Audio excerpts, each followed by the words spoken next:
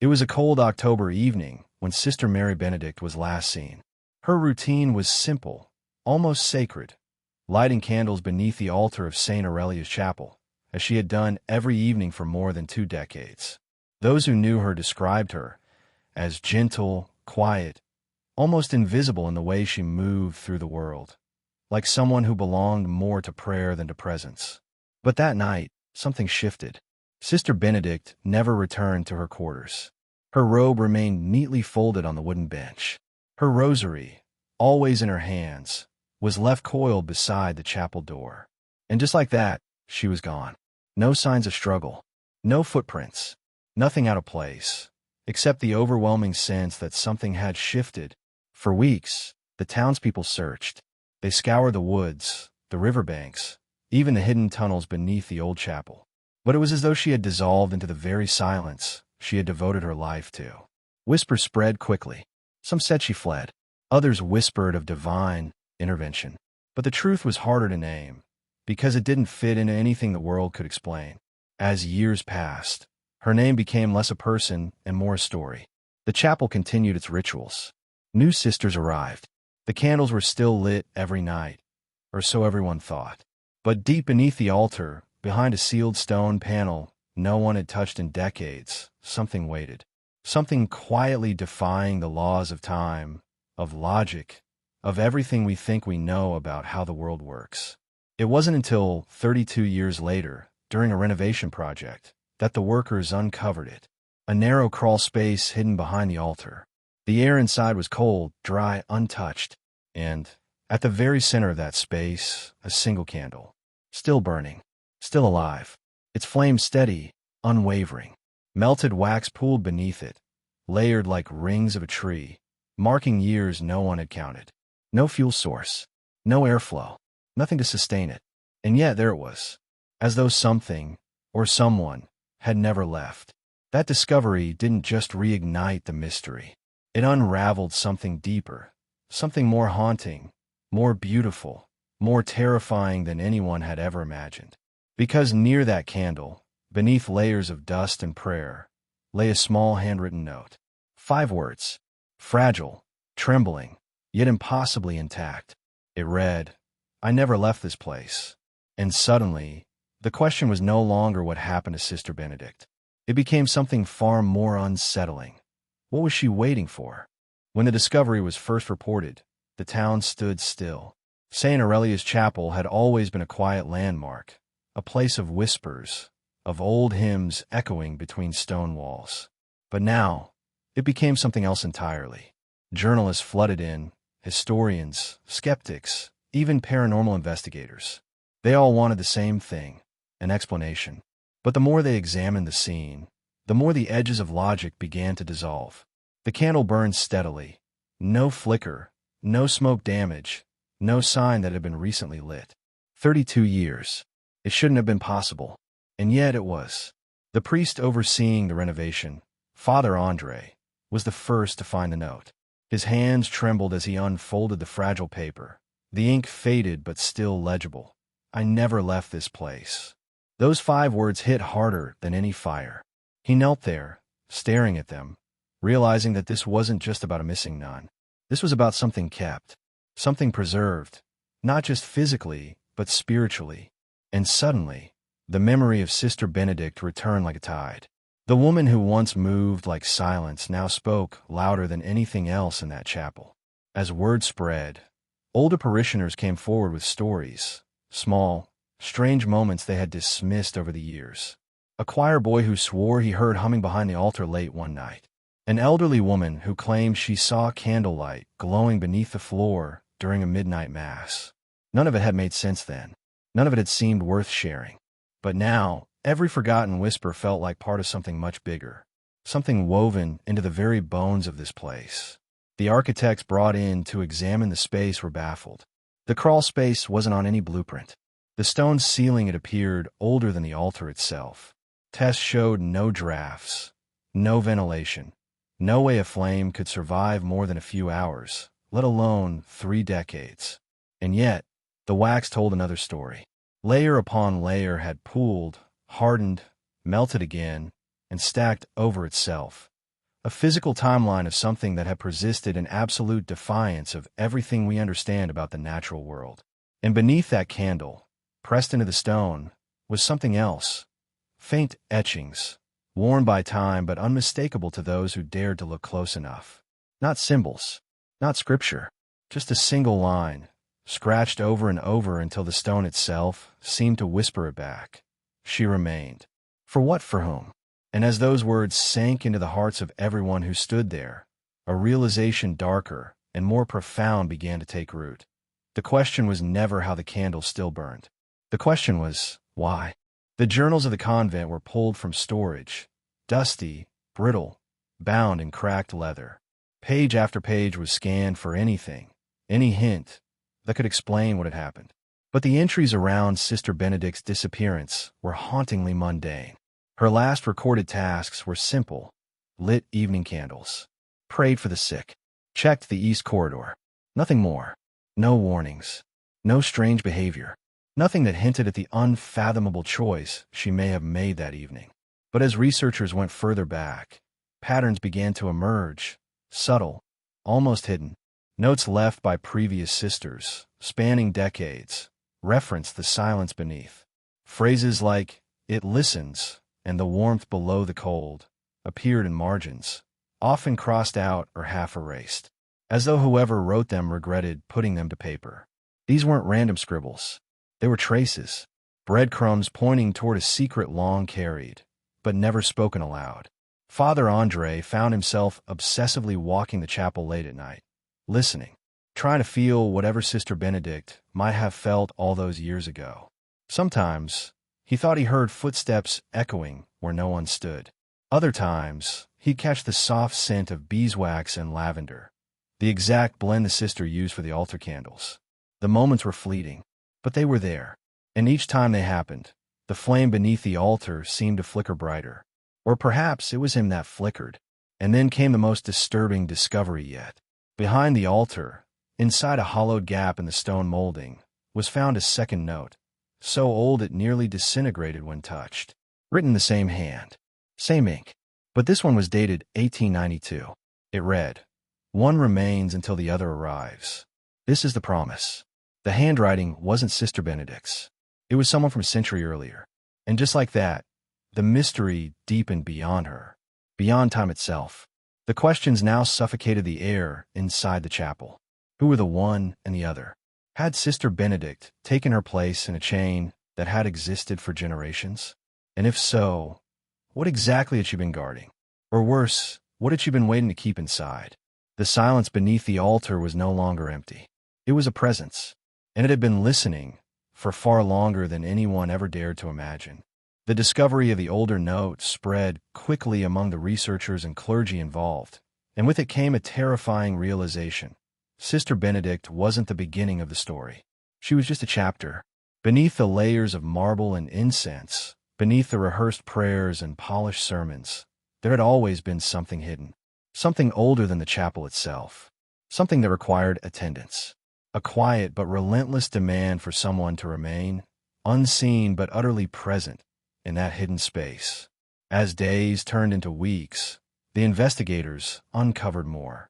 A parish record from 1871 noted the sudden disappearance of another nun, Sister Magdalena, with a vague mention of a private calling.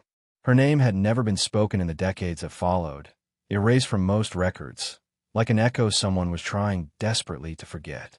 But the connection was undeniable. She, too, had been last seen lighting candles, and her disappearance bore the exact same fingerprint of silence, of vanishing without a trace. Local historians began piecing together what little remained of the chapel's undocumented past. Old maps revealed that beneath the chapel, before it had even become a sacred place, there had been a pagan shrine, a circle of stones, older than any building in the town. Legend spoke of a light that must not be allowed to die. For generations, people had gathered here, not just to worship, but to ensure that something continued, that the flame, whatever it truly was, endured. Sister Benedict was not the keeper of the flame. She was the latest in a long line of guardians. But it wasn't just the past that stirred. Visitors to the chapel, ordinary people who had never heard the full story, began reporting strange sensations. The sense of being watched, but not with malice. A presence, heavy but calm. Some claimed to hear soft footsteps behind them, always stopping when they turned. Others smelled faint traces of smoke and lavender, despite no incense burning. And nearly all of them described the same moment, standing near the altar, looking down, and feeling as though something was waiting, patiently, directly below.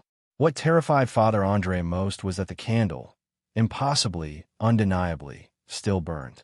Day after day, week after week, unfed, unattended, as if the laws of the physical world had no jurisdiction here.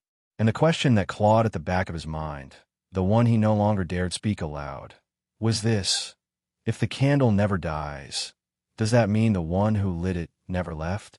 Or worse, was never meant to? The deeper they went, the stranger the discoveries became. When structural engineers were called in to assess the crawl space, they found that it extended far deeper than anyone realized. Beneath the sealed panel was not merely a small chamber, but a labyrinth, narrow stone corridors twisting like veins beneath the chapel's foundation. None of this was recorded in any blueprints. It was as if the earth itself had been hollowed intentionally, with a purpose no one had the courage to name. And, at the heart of that labyrinth, another chamber. This one was different. Unlike the first, where the candles stood beneath the altar, this space was empty except for a single object placed directly in the center, a weathered, circular stone table. Upon it, carved into the surface, was a symbol, a flame enclosed within an unbroken circle. Around its edges were words in Latin, faded but still legible. Vivat Lucerna. Etica custodit. The lamp lives, and so does the one who guards it. No one spoke when they first saw it. The air was different there, heavier, thicker, almost electric. Even the most skeptical engineers, men who believed only in concrete and logic, stepped back, whispering to themselves that something here does not want to be disturbed. Father Andre stood there, hands trembling, realizing that the chapel above had never been the true sanctuary. This was the sanctuary. This was the place where faith was not spoken, but lived, or perhaps endured. And then came the discovery that shattered every boundary of what they thought they knew. Beneath the stone table, carefully concealed in a cavity carved into the floor, lay a set of skeletal remains. Fragile, small, dressed in what had once been the faded linen of a nun's robe. Clutched in her hands was a single object, a candle stub, burned nearly to nothing, but not extinguished, because beside the remains was another candle, upright, whole. And when one of the workers brushed the dust away, the wick flickered. Once, twice, and then it caught flame. No one touched it. No one dared. Because in that instant, an understanding deeper than terror filled the room. The flame never needed someone to light it. The flame waited until someone arrived who was willing to see it. And in that realization, a darker truth began to take form. The flame was not just a symbol of vigilance. It was the contract. The proof that someone must always remain. The silence was no longer emptiness. It was a voice, a question, and a choice. As the weight of that realization settled upon them, one by one, the workers began to leave the chamber, some trembling, others weeping without knowing why. But Father Andre stayed. He stood frozen in front of that flickering flame, unable to tear his eyes away from it. Something in his chest tightened, not out of fear, but out of recognition. It was as if the flame itself wasn't just fire, but memory. A memory too old to name, but somehow his own. A voice rose within him, unspoken but deafening. Someone must remain. That night, unable to sleep, Father Andre combed through every sacred text, every doctrine, every forgotten book in the chapel's dusty archives. None had answers. None even came close. And yet, scattered in the margins of the oldest hymnal, he found a phrase written in faint, shaking ink. She lights what time cannot extinguish. The flame is not for the world. It is for the one who waits beneath it. It was unsigned. No date. But the handwriting was eerily similar to Sister Benedict's. News of the skeletal remains hit the town harder than anyone expected. Local authorities were called, but had no protocols for this. Was a crime scene? A historical site? A miracle? Or something beyond all those categories? But it wasn't the bones that captured everyone's obsession. It was the flame. Journalists wrote it off as trickery. Scientists arrived with equipment, trying to explain the chemical impossibility of an eternally burning candle. Yet every test failed. No heat source, no fuel, no rational cause. And yet it burned. Then, in a move no one expected, one of the scientists, a young woman named Elise, left her instruments behind. Instead of measuring, she sat cross-legged on the floor before the flame and simply listened. Minutes passed, then an hour. When she finally stood, her face was pale but peaceful. All she said was, "I don't think it's here to be understood. I think it's here to be noticed." Her report was never filed. Her equipment was left behind, and she never returned. In the days that followed, something even stranger began happening. Parishioners who entered the chapel reported hearing faint whispers, not frightening, but gentle, words they couldn't quite catch, a warmth blooming in their chest, as though someone had placed their hands there, a presence, a knowing. And for the first time in living memory, people no longer asked what the flame was. Instead, they asked themselves a much harder question. What does it mean to be the one who stays? As the whispers grew, so did the unease. Not fear exactly, but something more subtle, an unsettling sense that the boundaries between the physical world and something other had grown thinner than anyone was comfortable admitting. People began coming to the chapel not for answers, but for permission, to sit quietly, to witness the flame, and to let whatever truth it carried unfold within them.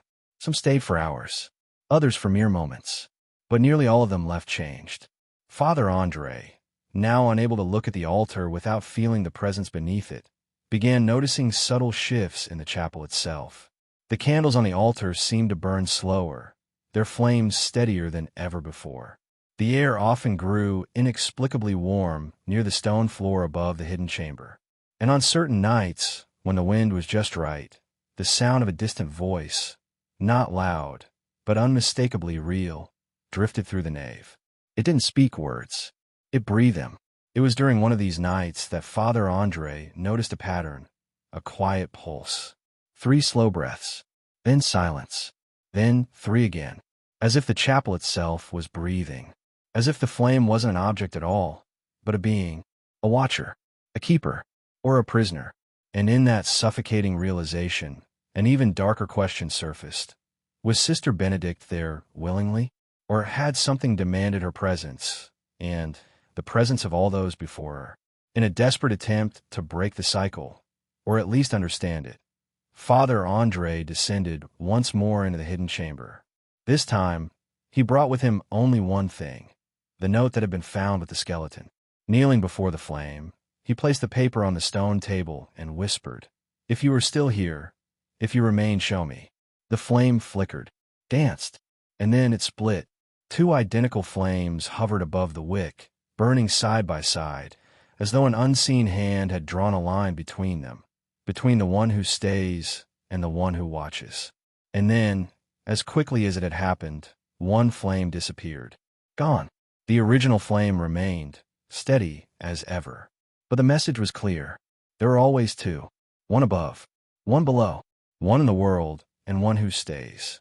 And with that realization, a wave of cold understanding flooded Father Andre's body. It was never about whether the flame could survive without her. It was about whether the world could survive without someone beneath it, holding back the dark. The more Father Andre sat with this knowledge, the heavier it became. It was no longer just history. It was no longer just mystery. It was obligation. The lineage of those who had disappeared before, their names erased, their faces forgotten, was not a series of coincidences. It was a chain, a sacred and terrifying chain designed not to be seen, not to be understood, but to be continued. And in that moment, a question carved itself into his soul with brutal clarity. When the flame calls again, who answers? The next discovery came unexpectedly. Behind the broken stone near the second chamber, carved deep into the foundation, was a list. Names, dates. Some were so faded they were almost illegible, but a few remained crisp. Sister Magdalena, 1871. Sister Miriam, 1924. Sister Benedict, 1989. And beside each name, A blank line, left empty, waiting. The space beside Sister Benedict had remained unfilled. Until now, and the realization struck like a dagger. The flame wasn't just a symbol of keeping watch. It was a ledger, a contract, a covenant written in presence. The villagers began feeling it too, not through words, but through atmosphere. Those walking past the chapel late at night would glance toward the windows and swear they saw someone standing by the altar, even though no services were scheduled. Others described hearing a quiet humming, sometimes a faint whisper of prayer, always familiar, but impossible to trace. It wasn't fear they described. It was grief, a grief that belonged not to one person, but to the very bones of the building itself. And then, on the 32nd anniversary of Sister Benedict's disappearance, something changed. As the sun set, a gentle tremor ran through the chapel floor, barely noticeable, a flicker in the air, a subtle shift in weight. And for the first time since the discovery, the candle's flame bent, not like it was touched by wind, but as if something invisible stepped away from it. Father Andre, sitting alone in the pews, felt it in his chest, a hollowing, a soft ache, as though someone had quietly stood up and left the room. But the flame did not go out. It steadied, straightened, almost reset itself. And in that unbearable silence that followed, a truth washed over him like cold rain. Sister Benedict was no longer beneath the altar. Her time had ended. Her watch was over. But the flame had remained, which could only mean one thing. It was waiting. Again. Not for her. Not for anyone gone. For whoever was willing to become the next name on the wall beneath the stone. The next presence. The next keeper of the impossible fire. The days that followed were haunted by a tension no one could name. Visitors to the chapel described feeling as though something was holding its breath. A heaviness lingered in the air, not oppressive, but expectant. The candle still burned, unchanged, unwavering. And yet, everyone who stepped inside felt the vacancy. Not visually, not audibly, but in the marrow of their bones. The absence of Sister Benedict wasn't an ending. It was a space now waiting to be filled. Father Andre grew quieter, sleepless. He stopped holding public services, stopped answering parishioners' questions. He could barely look at the altar anymore without feeling the pull, the suffocating gravity of what that flame demanded. Night after night, he sat in the pews, staring at it, whispering prayers that felt more like bargaining than devotion. But deep down, he already knew this was never meant to be a choice. It was always a calling. And then one evening, as dusk swallowed the horizon, the wind shifted in a way it never had before. The air inside the chapel grew colder, not with malice, but with certainty. It was as if the flame itself had inhaled. The shadows deepened, and for the first time since its discovery, the flame flickered, not in weakness, but in invitation. A soft pulse, a beckoning heartbeat made of fire, a whisper that wasn't heard through ears, but felt through skin, through soul. Father Andre rose, slowly, unsteadily. His feet felt heavier than stone, his heartbeat loud enough to drown out every thought. As he approached the altar, the sensation grew clearer, like standing at the edge of a cliff, staring into a void that didn't want to consume you, but to hold you, to keep you. He knelt, placed his hands on the cold marble, and as he did, a warmth surged from beneath, gentle, ancient, indiscriminate, and unbearably patient. The realization shattered him. It didn't want him. It didn't want anyone. It simply waited for whoever would understand that the act of staying wasn't heroism. It wasn't sacrifice. It was the thread that kept the world from unraveling. The presence that held back the hollow beneath reality. The watcher who didn't guard against monsters, but against the silence itself. The silence that, if left unattended, would spread, would swallow, would erase. And now, the flame waited, as it always had.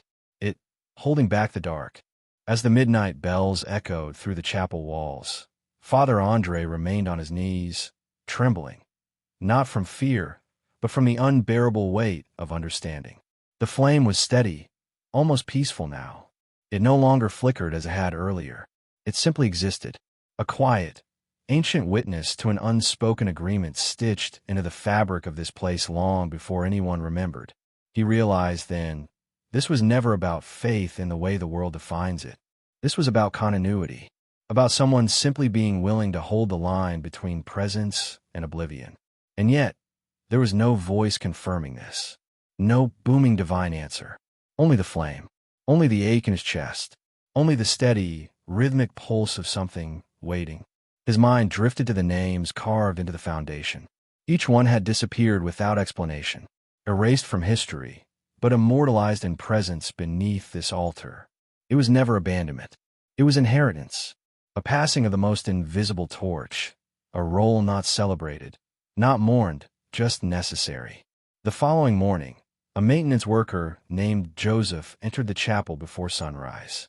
He had worked there for 17 years, cleaning floors, polishing brass, replacing candles.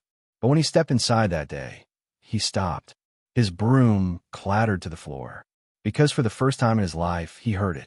Not voices, not sound, something deeper, a resonance, a hum in the bones of the building, a sensation like being watched, not by eyes, but by awareness itself. Joseph, a man with no theology, no special title, found his hand shaking as he approached the altar. He didn't know the story. He didn't know about Sister Benedict or the chamber beneath, but something pulled at him, deep and relentless.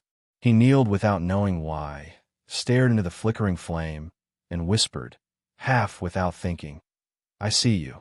And for the briefest moment, the candle's flame flared. Bright, alive, a heartbeat of light that seemed to whisper back, "And I see you." And in that moment, Joseph understood something that would change his life forever. It doesn't choose you. It only waits for someone to notice it's waiting. It doesn't demand the holy, the perfect, or the learned. It asks only for presence, for willingness, for someone to simply stay, just as Sister Benedict had, just as the ones before her had. And now, without knowing why, Joseph realized he had stepped closer to that line than anyone ever should. Over the next few days, something strange unfolded.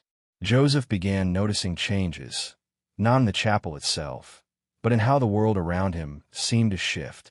Time felt different here, slower. He found himself waking in the middle of the night, drawn back to the chapel with no clear reason.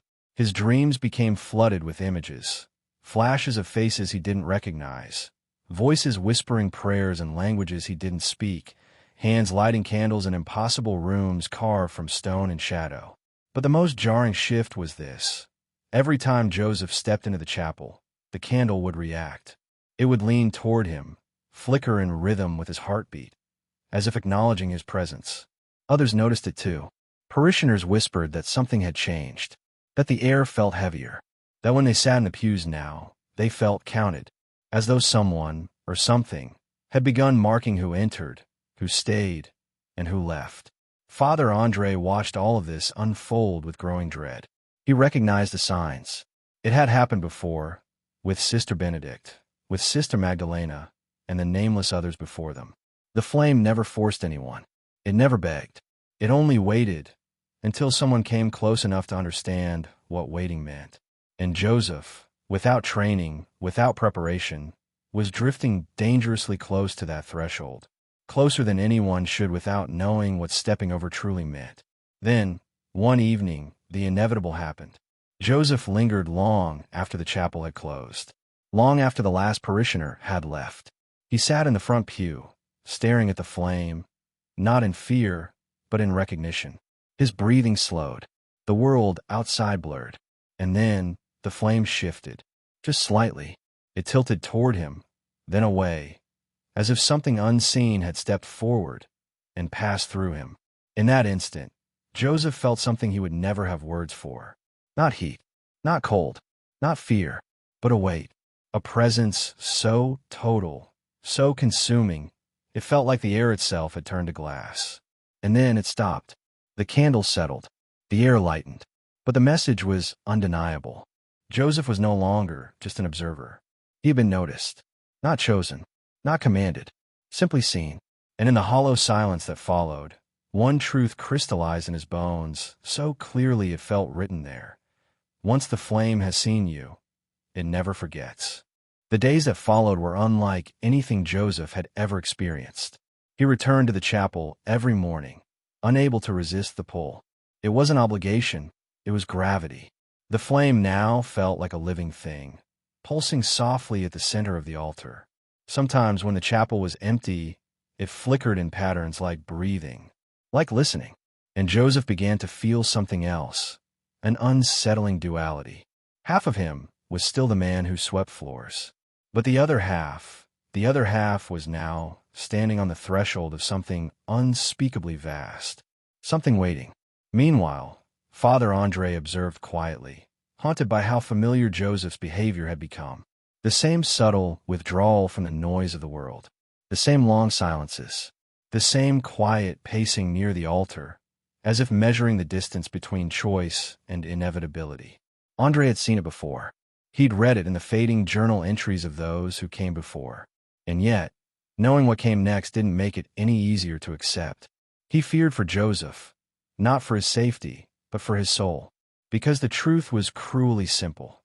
Once the flame knows your name, it never lets it go. And the proof came one evening when Joseph arrived before dawn. He unlocked the chapel doors and felt it immediately. The air was wrong. Still, not empty. Expectant. When he stepped toward the altar, his foot struck something solid. Looking down, his breath caught.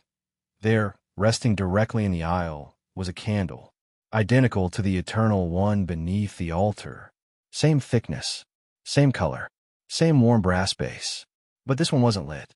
It sat there like an offering, or a question. With shaking hands, Joseph bent down. He picked it up. The wick was untouched, pristine. No sign of fire. It was warm, not from sunlight, not from ambient heat, but from something deeper, like it had been waiting in someone's palm long before he'd arrived. He whispered, barely audible even to himself, "What do you want from me?" And in that moment, a soft gust passed through the chapel. No open doors, no windows, but the altar flame danced, tilted, then stood perfectly straight, as if to say, "You already know." Joseph placed the candle on the front pew. He couldn't bring himself to light it. Not yet. Not without understanding. But deep down, beneath the confusion, beneath the terror, beneath the sheer strangeness of it all, a knowing stirred. The candle wasn't asking to be lit for the chapel. It wasn't meant for the parishioners. It was meant for something else. Something beneath. A signal. A relay. A simple, terrifying truth passed from one keeper to the next. The one below watches the one above. And the flame is how they remember, who is still watching back. That night, Joseph couldn't sleep. Every time he closed his eyes, he saw the flame. Not just the one on the altar, but the one left for him.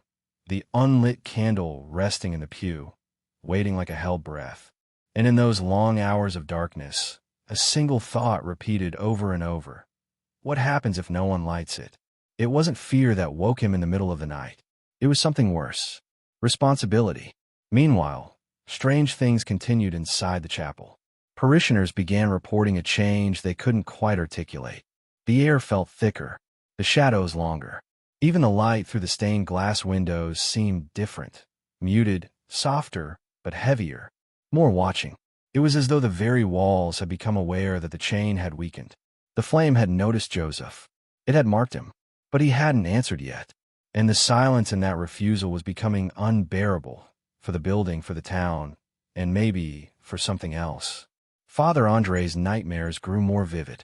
He saw Sister Benedict standing in the doorway of the hidden chamber, her face hollow but peaceful. Not dead, not alive, but present, watching him. Behind her, dozens of faint silhouettes stood. Other figures robed, faceless, their heads bowed not in prayer, but in waiting. When he asked them what they were waiting for, none spoke.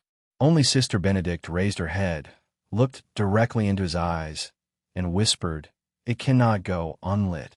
Joseph, unaware of Andre's visions, but now tethered to the same nightmare, returned to the chapel before sunrise. His hands shook as he picked up the candle. He turned toward the altar, then paused. The flame on the altar seemed to breathe with him, stronger when he inhaled, softer when he exhaled. He stepped toward it, holding the candle like an offering, and for the briefest moment, he imagined, if I light this, do I become the one who stays? And in that whisper of doubt, the answer came, not through sound, not through voice, but through sensation. A warmth flooded his chest, not comforting, but anchoring. Heavy. Final. As if unseen hands were placing something into his ribs, something made of stone and memory and fire. The air shifted. The chapel seemed to lean inward, listening. And without even realizing it, Joseph struck the match. The flame caught instantly. Clean. Silent. No smoke. No crackle. Just light. And with it, a truth far older than language settled over him like a second skin. You are no longer just someone who sees the flame. You are now someone the flame sees. The instant the flame leapt to life, something invisible but undeniably real shifted inside the chapel. Not a sound, not a tremor, something deeper.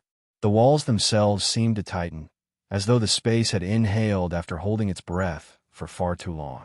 The air grew dense, not suffocating, but heavy with presence.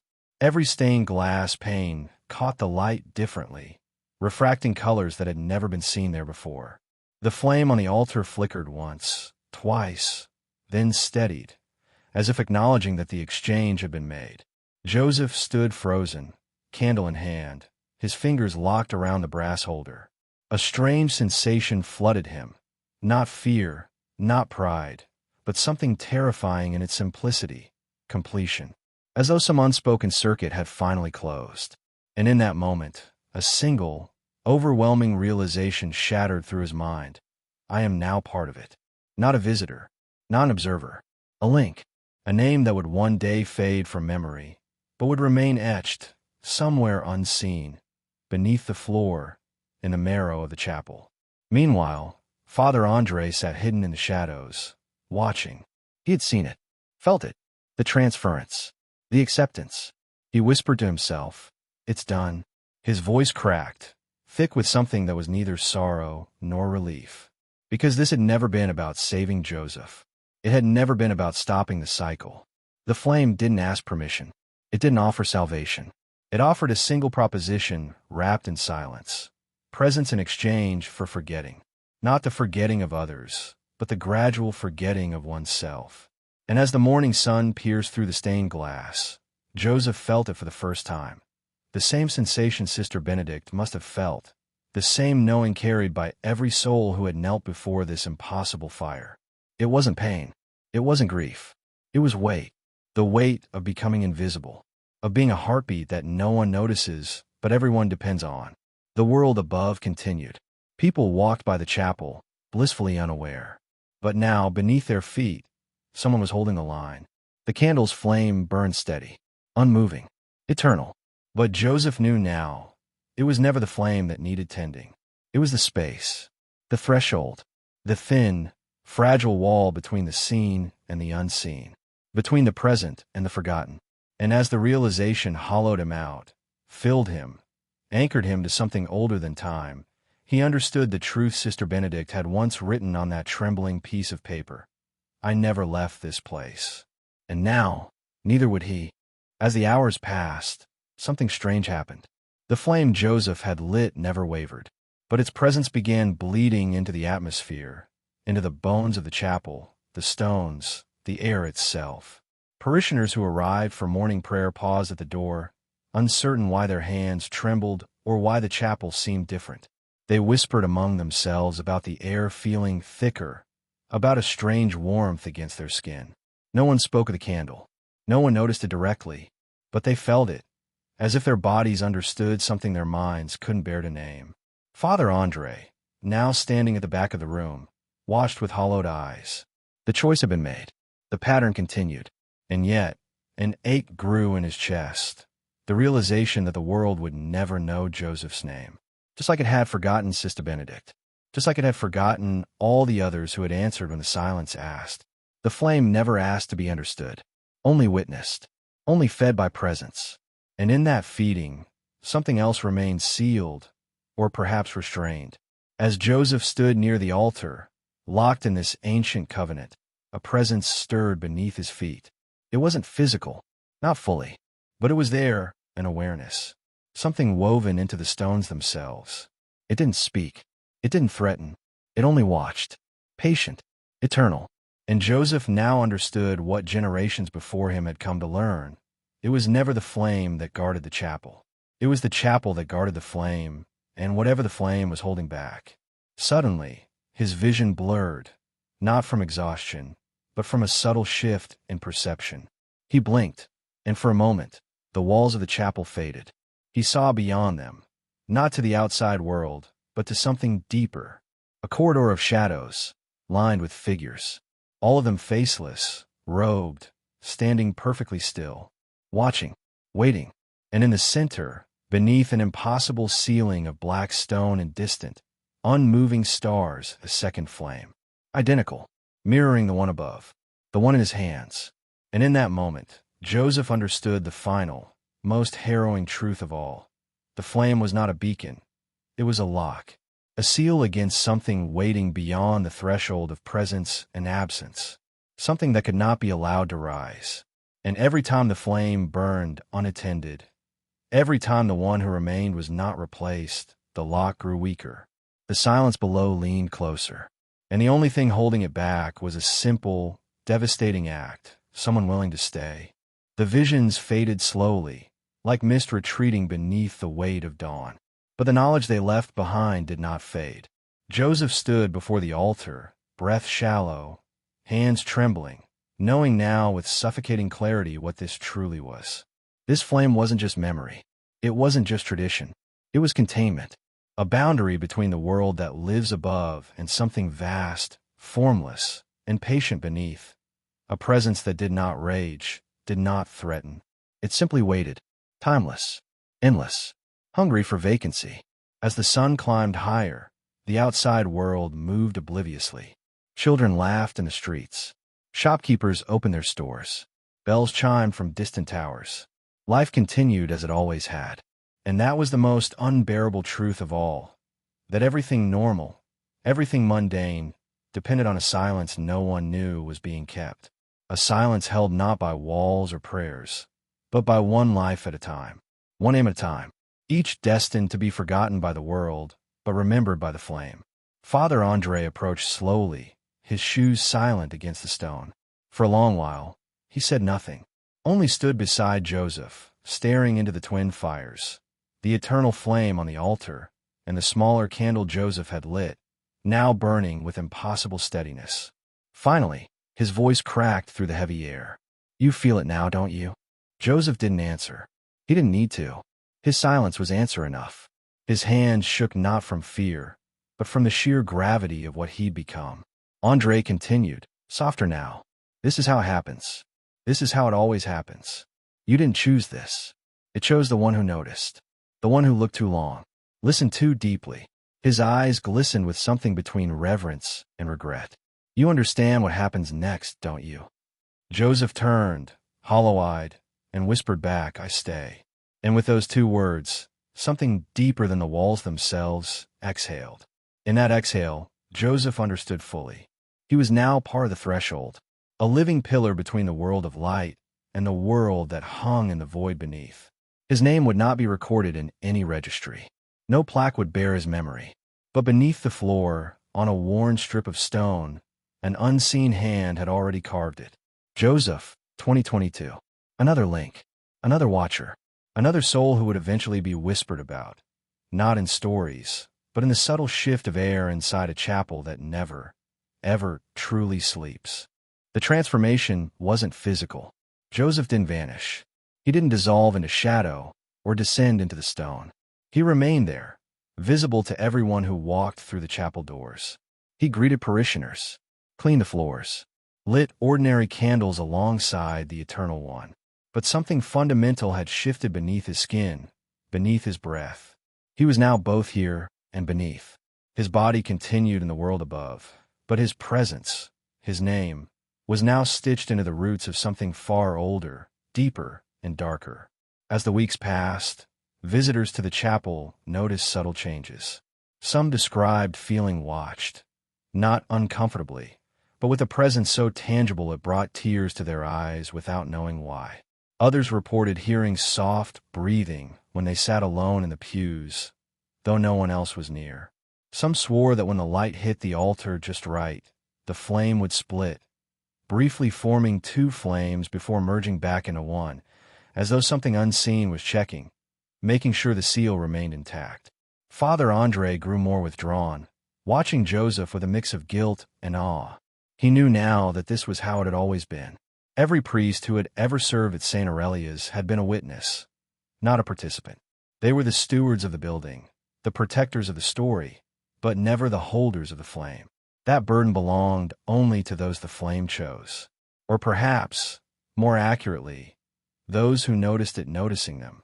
And yet, the most haunting realization was this. No one could force the role onto another. No one could pass it down by will or by training. The flame demanded willing presence, not obedience, not faith, simply the act of staying, remaining, watching. And when the one who stayed finally faltered, whether by death, by disappearance, or by something even the world above cannot name, the flame would once again wait, patient, endless, until someone else noticed. As autumn turned to winter, the parish continued as it always had. Choirs sang, couples married, children were baptized beneath stained glass windows that glowed with stories of saints and angels, blissfully unaware of the far older story burning quietly at the heart of it all. Only Father Andre and Joseph exchanged quiet glances. Only they knew that beneath their feet, beneath the marble and the stone and the centuries, the silence still breathed. And for now, for a little while longer, it was content, because someone was watching. Someone was holding the line. But silence, true silence, is never permanent. It only sleeps. And beneath St. Aurelia's chapel, something ancient and patient continued to wait. Because the flame was never simply about preservation. It was a clock, a measure, a warning disguised as a ritual. It marked not only who remained, but also how long the boundary could hold. Every second it burned was a reminder that the barriers stood firm. But barriers, no matter how sacred, are never eternal. It began with the smallest fracture. One night, as snow fell gently against the stained glass windows, Joseph felt it, a subtle shift beneath the floor. Not sound, not movement, but pressure, like something beneath the chapel had leaned closer, just enough to stretch the boundary thin. The candle flame didn't waver. It never did. But the air grew heavier, thicker, almost as though the world was beginning to notice what had always been hidden. Parishioners grew restless. More than one reported strange dreams of standing at the foot of a staircase that led down, endlessly down, into a darkness that breathed but never spoke. Others described waking in the night, certain they'd heard knocking, not on doors but beneath their beds. And though no one ever connected it to the chapel directly, the shift was undeniable. The fabric between worlds trembled. Father Andre noticed it too. His prayers grew longer, desperate, not the polished prayers of Scripture, but the trembling pleas of a man who knew, deep down, that something had begun to stir. He watched Joseph carefully. The man's face had grown thinner, paler. His eyes seemed always focused on something just behind reality, like a person staring at a reflection that no longer matches the world around him. And yet, Joseph said nothing. He only stayed, held his post, because that's what the flame asked. Then, on a morning brittle with frost, Father Andre descended into the hidden chamber beneath the altar, something he had avoided since the day Joseph lit the second candle. And what he saw hollowed him to his bones. The flame, the one that had burned without interruption for over a century, flickered, not out of weakness, not from wind, but as if something on the other side had exhaled. And with that breath, a whisper, not heard but felt, crawled up his spine. The lock holds for now. That flicker, that brief, trembling hesitation in the eternal flame, became the singular obsession of Father Andre. He documented everything. Temperature shifts, sound beneath the stone, the strange heaviness in the air that seemed to throb like a second heartbeat beneath the chapel floor. But every test failed. Every rational measurement collapsed under the truth that refused to fit into charts or science. This wasn't physical. It was something else entirely. Something that didn't belong to the world of matter, but had teeth in it nonetheless. Joseph, however, seemed resigned. Not in despair, but in a grim, quiet acceptance. His hands grew rough, his steps heavier. The toll of the roll was not one of violence or terror, but of erosion. A slow wearing down of the self, day by day, heartbeat by heartbeat, until the line between who he was and what the flame needed became impossible to distinguish. He was no longer just a man. He was a thread, a seal, a name carved in a ledger written in smoke and silence. Then one evening, the tremor came again, sharper this time. Beneath the chapel, deep under the altar, a sound echoed that no one alive had ever heard before. It wasn't a voice. It wasn't words. It was movement, a dragging shift of something vast. Not metal, not stone, but something older than both. Something that had never been meant to stir. And as the sound faded, the flame flared. Not in warning, not in distress, but in acknowledgement. Father Andre collapsed to his knees as the realization hit him like a thunderclap. The boundary is weakening. Not because the flame was dying, but because the thing it held back was waking. Not fully, not yet, but it was testing, pushing, leaning against the walls of its invisible prison, curious to see what would happen if the line faltered, even for a moment. And in that moment, Andre finally understood the true horror of the chain. There is no end to the waiting. Only the next one, and the next. Joseph, standing before the altar, whispered only 2 words, so soft that even the stone barely heard them. Not yet. His fingers tightened around the brass base of the candle. His shoulders straightened. His breath steadied. He was not praying for deliverance, not hoping for rescue. He knew the rules now. He understood the game. The flame did not demand hope. It did not care about salvation. It asked for one thing, and one thing only, that someone remains. But the ground beneath St. Aurelia's was no longer silent. Each night, the tremors grew more precise. Not violent, not chaotic, but rhythmic. Intentional. As though something vast and calculating had realized that the flame's glow, for all its eternity, was not impenetrable. Joseph felt it most when the chapel was empty.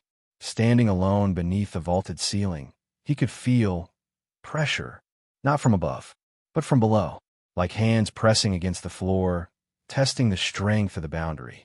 Testing him. By now, even the parishioners sensed that something was deeply wrong, though they had no words for it.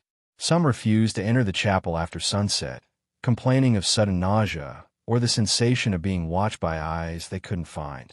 Others described the inexplicable urge to avoid the front pew, claiming the air there felt too heavy or like something was already sitting there.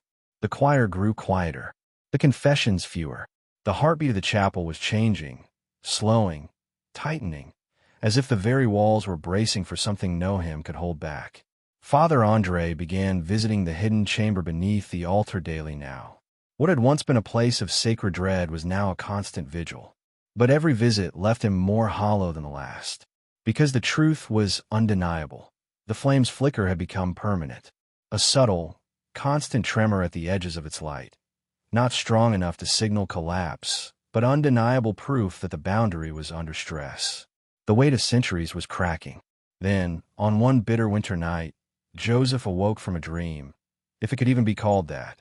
No images, no sound, only a feeling, a pull, as if something deep beneath the earth had whispered, not in words, but in absence, an invitation written in the void itself. You cannot hold this forever. And for the first time since lighting the candle, Joseph felt something close to fear, not for himself, but for what would come if, or when, his presence was no longer enough. And so he did the only thing he could. Joseph walked back to the chapel, before dawn, before the bells rang, and stood before the altar. He knelt, hands folded, forehead pressed to the cold marble, and with a voice barely more than breath, he whispered into the flickering light, "If my staying is no longer enough, then tell me what happens next." The flame pulsed once, bright, sharp, and from somewhere deep below, so faint that it might have been imagined, a sound rose. Not yet a voice, but close. Something was listening back. The answer didn't come in words. It came in weight. A sudden, suffocating heaviness that collapsed onto Joseph's chest, pinning him against the marble floor. Not physical, not entirely, but the kind of weight that exists in the soul. A pressure that said, without mercy, you are not enough. Not in failure, not as punishment, but as truth. The boundary was designed to hold for a time. A person could brace the seal for years, decades, perhaps a lifetime, but not forever. Not against this. Joseph gasped, hands digging into the cracks between the stones, as a realization sharper than any blade drove itself into his mind. Every seal breaks. Eventually. The chain was never the answer. It was only ever a delay. An endless relay of presence. A relay built not to win, but to keep losing slowly enough that the world above never noticed. Until now. Father Andre stood frozen in the doorway, watching Joseph writhe against an enemy that no human eye could ever see. And in that terrible silence, Andre heard it too, for the first time in his life. A sound that wasn't sound at all. The sensation of something leaning closer. Not footsteps, not voices, but proximity itself. The awareness of a presence so vast, so old, so patient, that it did not rage, it did not threaten. It simply arrived. The altar flame spasmed, not extinguished, not broken, but its edges warped. Its core burned thinner, not weaker, but strained, like a rope pulled too tight. The presence beneath the chapel had grown bold. After centuries of watching, after centuries of being held back by single lives, it was testing, leaning into the cracks, running invisible fingers along the seams, counting how much longer they would hold. And then, the whisper came, not from the flame, not from Joseph, from beneath. A whisper not in language, but in certainty. A message that folded itself directly into the marrow of every stone, every shadow, every heartbeat that existed within St. Aurelius. The lock is weakening. The presence above is not enough. The next must come. And with that, the cold truth sank in. One cannot stand forever. Another must be found, or the silence beneath would no longer stay silent. That whisper didn't fade. It lingered, a constant hum beneath every breath Joseph took, beneath the creaking of pews, beneath the tremble of stained glass reflections. The flame on the altar didn't go out, but it pulsed now, visibly, as though with each flicker, it fought against a pressure threatening to smother it from below. Joseph remained kneeling, hands pressed to the floor, but the truth was inescapable. His presence was no longer enough. The seal had recognized his exhaustion, and now it demanded more. Father Andre staggered back, overwhelmed by the crushing clarity of what was unfolding. He'd spent his life as a steward of this chapel, a witness to the quiet rituals, the unseen burdens carried by those the flame marked. But for the first time, he realized the most horrifying truth of all. This was never meant to be a burden for one. It was always supposed to pass quietly, unnoticed, to the next. But what happens when the next never comes? Outside the chapel, the town remained oblivious. Bells rang. Footsteps echoed against cobblestone. Laughter drifted from the morning market. No one knew that beneath their feet, beneath their laughter, beneath their ordinary lives, something had begun to lean harder against the door of reality. The silence below wasn't violent. It wasn't monstrous. It was simply patient, endlessly patient. The kind of patience that waits for cracks to become fractures, for fractures to become collapse. Inside, the air thickened like liquid glass. Joseph, barely breathing now, forced his head up, locking eyes with Father Andre. "It wants someone else." His voice was barely more than air. Andre stepped back, shaking. "No, not me. I can't." But the truth wasn't asking. The flame wasn't demanding either. It never did. It simply waited. Waited to be seen. Waited to be answered. And now, it had turned its gaze, subtle, but undeniable, toward both of them. The realization hit harder than anything else had. If the next does not come willingly, the lock does not hold. It was never about ritual. Never about obedience. Never even about sacrifice. The presence below didn't feed on death. It fed on absence. On vacancy. On the simple, devastating failure of no one being there when the silence asked, "Who stays now?" In that suffocating stillness, a terrifying memory surfaced, not from Joseph's mind, not from Andre's, but from the chapel itself. An echo older than either of them, a memory of the last time the line broke. Centuries ago, long before the chapel stood as it was now. Back when the seal beneath the earth first needed to be made.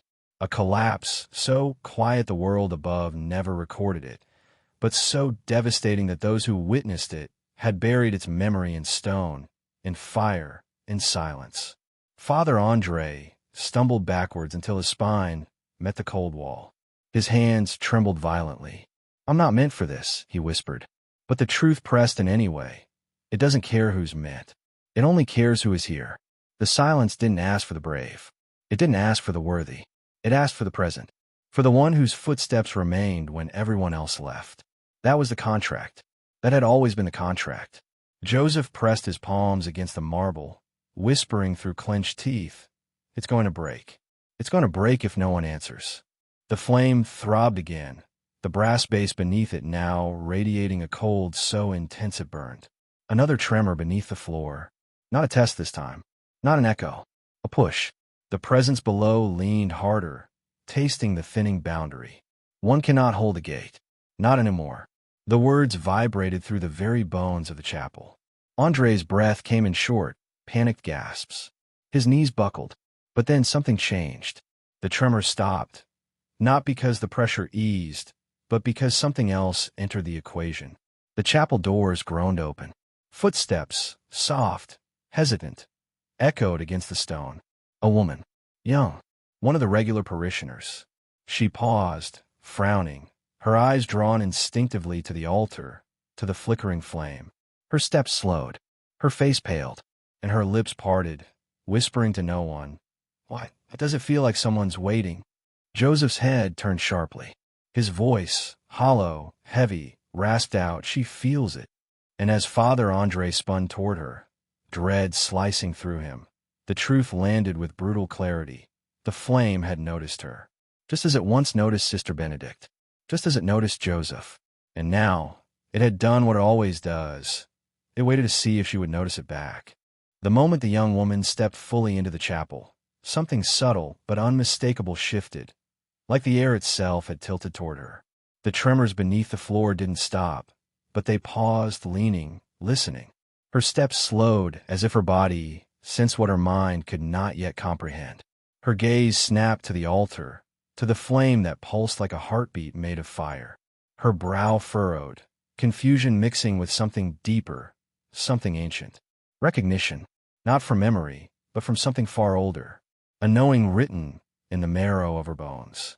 Joseph's eyes locked on hers, and for the first time in hours, the crushing weight around his chest loosened. Not relief, not escape, but a simple, devastating truth. The chain had noticed her, and now the chain was testing her. It was always like this. Not choice, not fate, just presence meeting presence. The same as it had been with Sister Benedict. The same as it had been with Joseph himself. The chain didn't hunt. It didn't force. It waited until someone looked back long enough to be seen by it. Father Andre rose on trembling legs, whispering, "No, not her. She doesn't even know what this is." But the flame flickered sharply, its glow bending slightly toward the woman. The pull was happening, invisible yet undeniable. She shivered, folding her arms instinctively. Her eyes scanned the chapel, as if searching for the source of a whisper no one else could hear. "Why does it feel like something's asking me to stay?" Her words weren't directed at anyone. They were simply spoken into the air, into the listening. Joseph managed to rise. His legs felt hollow, almost foreign, but he had to speak. He had to warn her. His voice was hoarse, barely a whisper. Don't look too long." She turned, startled by his presence, as if only now realizing she wasn't alone. "Why?" she asked softly, but even as the word left her lips, her gaze drifted back, irresistibly, to the flame. And there it was. The moment. The threshold. The flicker of hesitation the chain waited for. A glance held 1 second too long. A pause where presence met expectation. The flame pulsed. Once. Twice. And then settled. Steady, slow, patient. Watching. Waiting. Because now, the question had shifted. No longer, who hold the line? But instead, will she answer? Or will the silence below finally slip through? The presence beneath the chapel leaned into that pause, curling against the seams of the world like fingers pressing against thin glass, waiting to see if a crack, or a keeper, would form next. The tremor beneath the floor deepened, not violent, but deliberate, a pressure that wasn't trying to break through, but simply testing whether it needed to.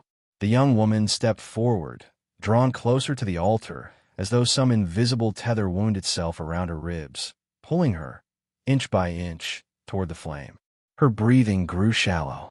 Her eyes shimmered with the terror of not understanding why, but knowing that understanding wasn't required. Only witnessing. Only presence. Joseph stood silent now. He knew better. Words wouldn't stop this. This wasn't something that could be explained, bargained with, or escaped. The flame didn't ask questions. It simply listened, waiting to see if the one standing before it would listen back, whether her soul would lean in or retreat. The flame's pull was older than language, older than the chapel, older, perhaps, than memory itself. Its demand was simple, terrible, and absolute. Be here. Be the lock. Hold the line. Father Andre, shaking, stepped forward, voice breaking. You need to leave, now, before it notices you completely. But even as the words escaped him, he knew they were hollow. The noticing had already happened. The moment her hand brushed the back of the front pew, a subtle gesture of grounding herself, the chain felt it. The seal registered it. The space beneath the floor recognized a new presence in the room. It knew her heartbeat now, her breathing, her name, and she felt it too. Her fingers trembled against the wood.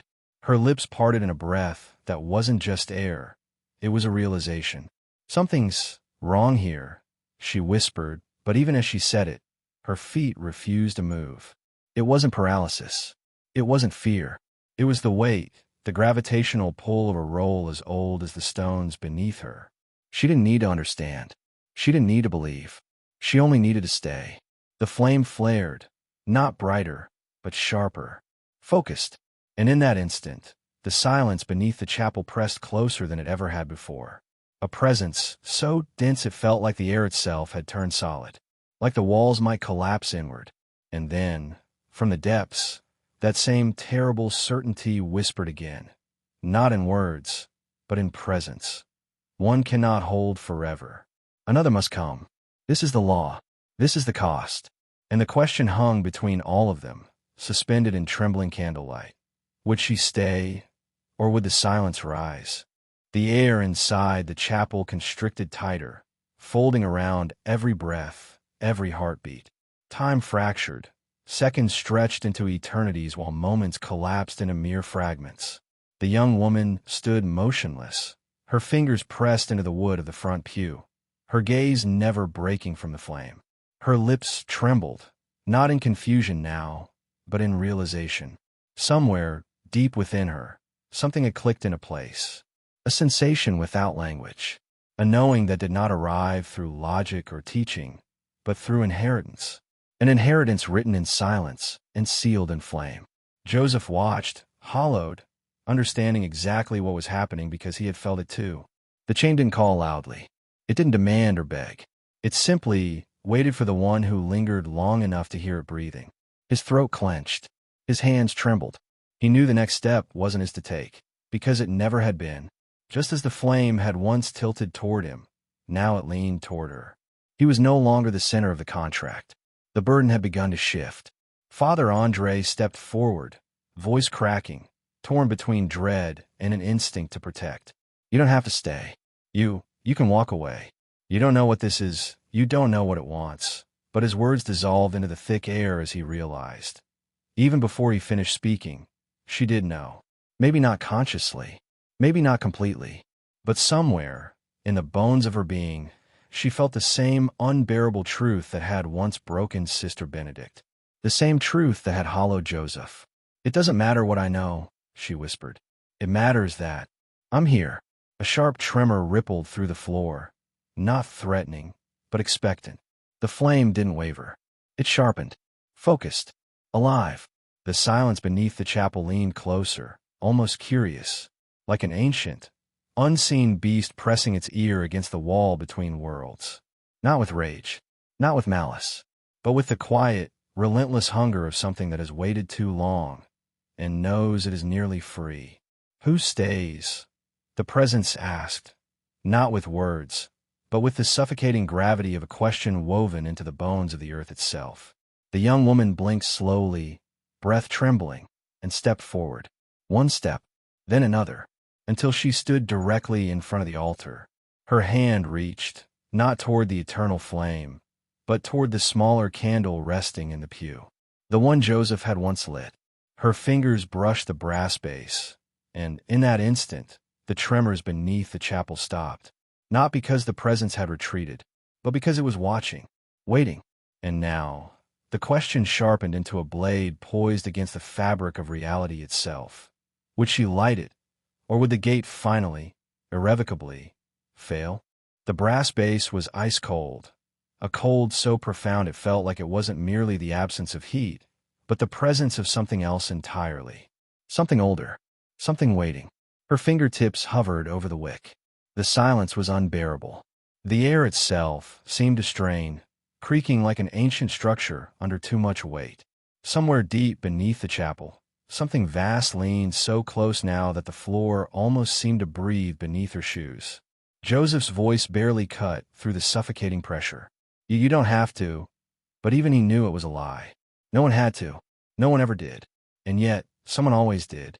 It was the cruel miracle of this place, the paradox that had kept the boundary sealed for centuries. It never forces. It only waits until someone chooses. And as he watched her trembling hands, the ache in his chest hollowed even deeper, because he knew this is how the chain survives. One glance too long, one step too far, and then you were seen. Father Andre collapsed into a pew, face buried in his hands, whispering broken prayers that felt like apologies to a world that would never hear them. His words were not meant for her, nor for Joseph. They were whispered into the stone itself, into the cracks forming beneath the weight of something too large for language. Please, not again, not another. God, not another. But there was no reply. There never was. Because the flame was older than prayer, older than God as men understood him. And then, with a breath so sharp it sounded like the chapel itself gasped, the young woman struck the match. Her hand trembled as the tiny flame bloomed, reflecting in her wide, terrified eyes. She lowered it, slowly, deliberately, toward the candle's wick. The instant fire met thread, the wick inhaled. The flame burst to life, clean, steady, impossibly bright. Not like ordinary fire, not like something that burned wood or wax. It was presence made visible, a sigil of continuity, a contract reignited. The ground stilled, the tremors stopped. The air, heavy as stone only seconds before, softened. Not completely, but enough. Beneath the chapel, the presence recoiled, not defeated, not gone, but contained. For now, the silence withdrew, curling back into itself like something that knew it would wait. It had always waited. It would wait again. The flame on the altar pulsed once, then steadied. And just like that, the line held. For now, as the flame steadied, the suffocating weight that had pressed against the walls, against the bones of everyone in that room, slowly unwound, like a fist unclenching, but never forgetting it had the power to close again. The young woman stood there, breathing hard, hands trembling but steady enough to hold the brass base. Her eyes glistened, not just with fear, but with the dawning understanding of what she had become. She wasn't chosen. She wasn't summoned. She was simply the one who stayed long enough to be seen. Joseph let out a breath he didn't realize he'd been holding. His legs nearly buckled beneath him, not from relief, but from the overwhelming grief that always followed this moment. It was never victory, never triumph, just delay, a pause against the inevitable tide. He knew this feeling too well, the moment when the burden doesn't lift but shifts. And now, it wasn't his alone. He stepped back instinctively, knowing that his role in the chain had started to fade. The lock had found a new hand to steady it. Father Andre rose from the pew, moving like a man pulled from a nightmare. Except this was no dream. He approached the altar slowly, cautiously, as though the air might shatter if he stepped too loudly. His lips quivered, but no prayer formed. What prayer could you possibly offer to a flame that predated prayer itself? His voice broke into a whisper. I'm sorry. I didn't know it would be you. But the truth was, it could have been anyone. The flame never cared about readiness. Only presence. The young woman turned slowly to face them both. Her face was pale, hollowed by the sheer immensity of what had happened. What was still happening? Her voice was a thread, fragile but steady. I don't understand what this is. But I felt it. I felt that it needed someone. Her hand tightened on the candle's base, as though releasing it might cause the floor itself to split open. And somewhere, deep beneath the chapel, the silence coiled tighter, patient as ever, knowing its time would come again. The flame flickered once, a pulse that felt almost like a heartbeat, then steadied. The contract had been renewed. The line held. But the message left in the air, written not in words but in the ache of every soul in that room, was as clear as it was cruel. This is not the end. This is only the next. The silence hadn't lost. It had merely been asked to wait. And wait it would, as it always had, as it always will.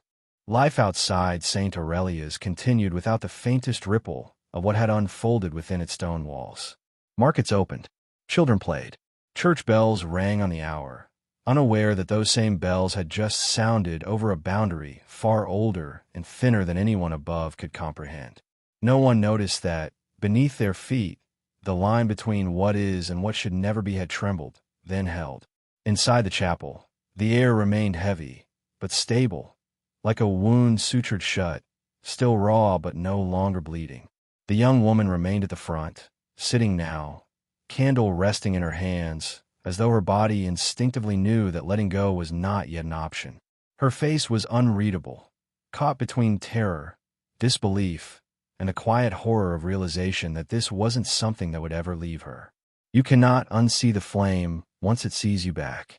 Joseph stood further away now, watching, hollow, diminished in a way that had nothing to do with shame or failure, but everything to do with the shifting of the chain. His flame had burned long enough. His time had held the line. But now, he was no longer the lock. He was the witness. His breath trembled as he realized what would come next for him. The slow fading, the dissolving of his presence from the seal below, until he was forgotten by it. And that forgetting, he knew, would be both a blessing and a death of a different kind. Father André sat quietly, hands clasped, staring into the void beyond the flame. He was the same man, and yet not. Once you witnessed the choosing, the tethering, the act of becoming part of the boundary itself, something fundamental shifts. A priest of God, yes, a servant of faith, but now also a man who knew that there were forces beneath the skin of the world that were older than any scripture, older than heaven, older than hell. Forces that were held back not by angels, not by prayers, but by people, ordinary, unremarkable, people who simply stayed. And beneath it all, beneath the floor, beneath the altar, beneath the earth itself, the silence receded. Slowly, patiently. It knew the lock had held. For now, it knew the new presence. It had measured her heartbeat. It had tasted her breath. It had memorized the weight of her steps against the stone. It would wait. And one day, when his presence faltered, when his body failed, it would press against the boundary once more. It always did. Because the silence beneath the flame does not sleep. It only waits. As dusk bled across the stained glass windows, shadows stretched longer than they should have. The young woman still sat near the altar, hands curled around the base of the candle, like it was the only thing anchoring her to the world. Her breathing had steadied, but her mind raced with questions that had no language. She felt it, a quiet pulse beneath the floorboards, beneath the marble, beneath the earth itself. Not violent, not even hostile, just expectant. A presence that had retreated for now, but not far. Never far, because it never leaves. It only waits until the presence holding it weakens. Joseph stood at the edge of the sanctuary, watching her with hollowed eyes. There was nothing left for him to say, no wisdom to offer. He had walked this road. He had felt that shift, the terrifying moment when you stop being a person and start becoming part of the wall. Not literally, not fully, but something less tangible. A name whispered in stone, a weight measured in presence. He knew, as he watched her fingers tremble against the brass base, that the flame had accepted her. The seal had absorbed her heartbeat, and now she belonged to the chain. Father André paced quietly along the side of the chapel, muttering prayers he knew were too small for what had unfolded here. His role was always to bear witness, to tend to the rituals of faith, but tonight he realized with horrifying clarity that faith, at least the kind written in scripture, had never been the thing holding this place together. No, the line was older, colder, more brutal in its simplicity. The lock beneath the altar wasn't built on divinity. It was built on presence, on willingness, on the desperate, sacred act of simply not leaving. A soft sound broke the suffocating stillness, not from beneath, but from the flame itself. A sharp crack, like a knot in wood splitting under pressure. The flame flared once. Brief, clean, as if acknowledging the transfer was now complete. The boundary had shifted, recalibrated to the weight of the new presence. And beneath, the silence stepped back. Not far, never far, just enough. Enough to wait, enough to watch, enough to whisper to itself in a language no human could ever translate. This one will hold for now. And in that terrible calm, the truth hovered in the space between breaths. The flame was steady. The tremors were gone. But the weight would never leave. Not for her. Not for any of them. Because that's what the chain demands. It is not a contract of blood. It is not a deal struck in smoke or sacrifice. It is a single, simple, merciless rule whispered into the bones of the world since before memory began. Someone must stay, or everything will fall. As midnight neared, a strange stillness settled over St. Aurelius. Not peace, not relief, but a hollow quiet that comes after something massive has shifted beneath the skin of reality. The young woman finally rose, the candle still in her hands, her face pale but resolved. She didn't fully understand what had happened. No one ever did. But understanding was never the requirement. Only presence, only staying. And whether by fate or accident, she had stayed. Joseph approached her slowly, carefully, as one does when nearing something fragile, sacred, or perhaps dangerous in ways language cannot express. He placed a hand on her shoulder, light, tentative. His voice barely rose above a whisper. It gets heavier, but you'll learn how to carry it. His words weren't comfort. They weren't meant to be. They were simply the truth. A truth passed down flame by flame, step by step, presence to presence. Father Andre finally stepped forward, standing before both of them, his hands trembling as they hovered near the flame. "Well, we'll teach you what we can," he managed. But as the words left his lips, he realized how hollow they were, how little there really was to teach. This wasn't something passed through words.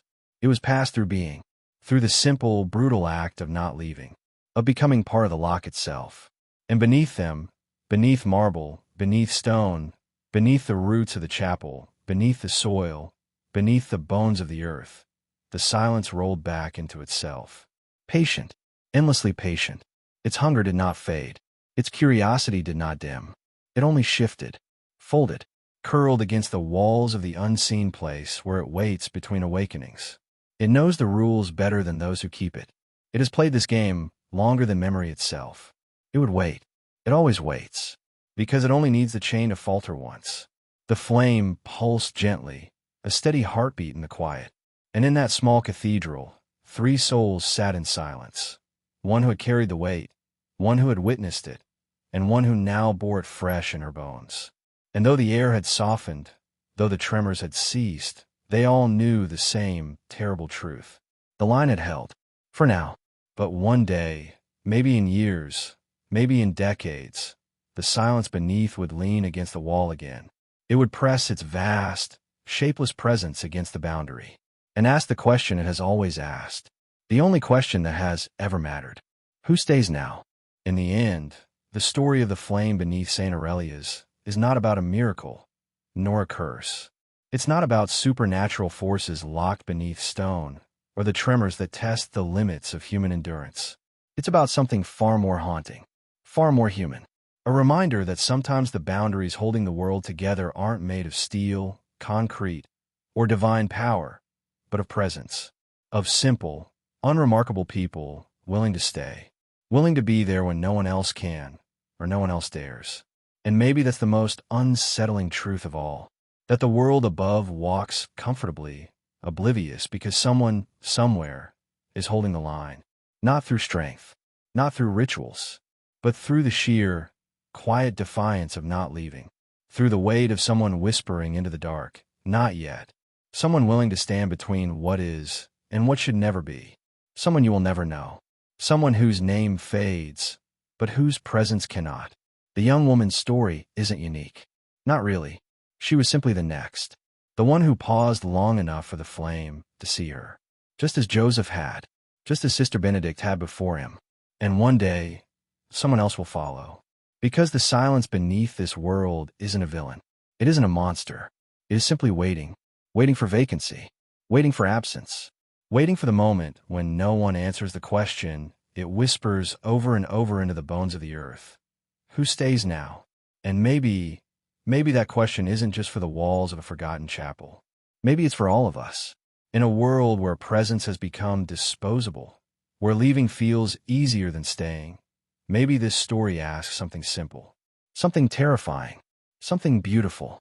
When the moment comes, when the silence leans close, will you stay?